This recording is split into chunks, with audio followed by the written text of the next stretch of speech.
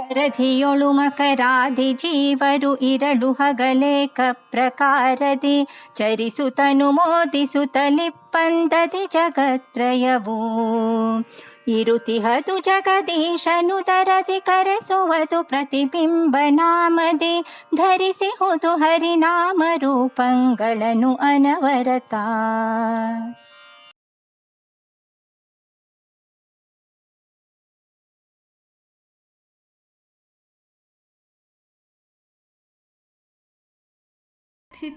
शेष संसाधकं सन्मतालौकिकानन्दद श्रीपदं भिन्न कर्माश्रय प्राणिसंप्रेरकं तन्न किं नेति विद्वस्तु मीमांसितं प्रीणयामो वासुदेवं.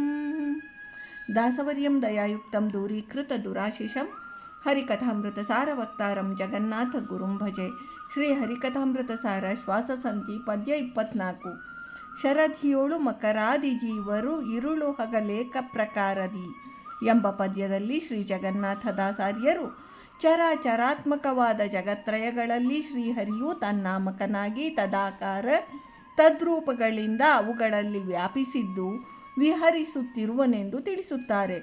ಜಗತ್ಪತಿಯ ಉದರದಲ್ಲಿ ಇರುವ ಚರಾಚರಾತ್ಮಕವಾದ ಜಗತ್ರಯಗಳ ವಿಚಾರ ತಿಳಿಸುತ್ತಾರೆ.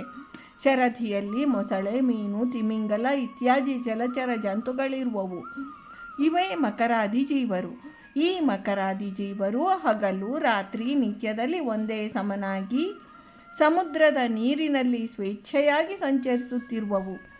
ಈ ಮಕರಾದಿ ಜಲಚರ ಜಂತುಗಳು ತಮ್ಮ ತಮ್ಮ ಗುಂಪುಗಳಲ್ಲಿ ಸೇರಿಕೊಂಡ ಸ್ವಜಾತಿ ಸ್ನೇಹದಿಂದ ಒಂದನ್ನೊಂದು ಅನುಸರಿಸಿಕೊಂಡು ಸುಖದಿಂದಿರುವವು. ಬ್ರಹ್ಮಾಂಡಗತವಾದ ಚರಾಚರಾತ್ಮಕವಾದ 3 ಲೋಕಗಳು ಆ ಜಗತ್ಪತಿಯ ಉದರದಲ್ಲಿ ವಿದ್ಯಮಾನವಾಗಿವೆ. ಬ್ರಹ್ಮಾದಿ ತೃಣಾಂತ ಸಮಸ್ತ ಜೀವಗಣ ಮತ್ತು ಶುದ್ಧ ಜಡಗಳು ಅನಾದ್ಯನಂತ ಕಾಲದಿಂದ ಈಶಾಧೀನವಾಗಿವೆ. ಸರ್ವದೇಶ ಕಾಲಗಳಲ್ಲಿ ಓತಪ್ರೋತವಾಗಿ ವ್ಯಾಪಿಸಿರುವ ಶ್ರೀ ಪರಮಾತ್ಮನ ಸರ್ವ ತ್ರಿವಿಧ ಜೀವರುಗಳಲ್ಲಿ ಅಂತರ್ಯಾಮಿಯಾಗಿ ಬಿಂಬನಾಗಿಯೂ ಇದ್ದಾನೆ.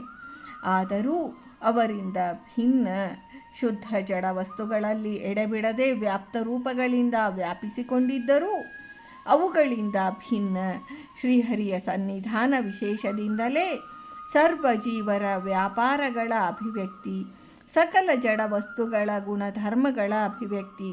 ಆದ್ದರಿಂದಲೇ ಜೀವರು ಪರಮಾತ್ಮನ ಚಲ ಪ್ರತೀಕರೆಂದೂ ಜಡಗಳು ಅಚಲ ಪ್ರತೀಕಗಳೆಂದೂ ಪ್ರಸಿದ್ಧ. ಸರ್ವ ಜೀವರ ಬಿಂಬನಾದ ಶ್ರೀ ಪರಮಾತ್ಮನು ಸರ್ವ ಶಬ್ದವಾಚ್ಯನು. ಇದರಿಂದ ಸಕಲ ಜೀವರು ಮತ್ತು ಶುದ್ಧ ಜಡರು ಶ್ರೀಹರಿಯ ನಾಮಗಳನ್ನೇ ರೂಪಗಳನ್ನೇ ಧರಿಸಿ ಪ್ರತಿಬಿಂಬ ರೂಪದಲ್ಲಿವೆ. ಜೀವರ ನಿತ್ಯತ್ವ ಧರ್ಮಕ್ಕೆ ಅವರಲ್ಲಿ ಅಂತರ್ಯಾಮಿಯಾಗಿರುವ ಬಿಂಬನ ಸನ್ನಿಧಾನ ವಿಶೇಷವೇ ಮುಖ್ಯ ಕಾರಣ. ಹೀಗೆ ಈಶ, ಜೀವ, ಜಡ ಇವುಗಳ ಪರಸ್ಪರ ಸಂಬಂಧವು ಇರುವುದರಿಂದ ಅನವರತ ಎಂದಿದ್ದಾರೆ.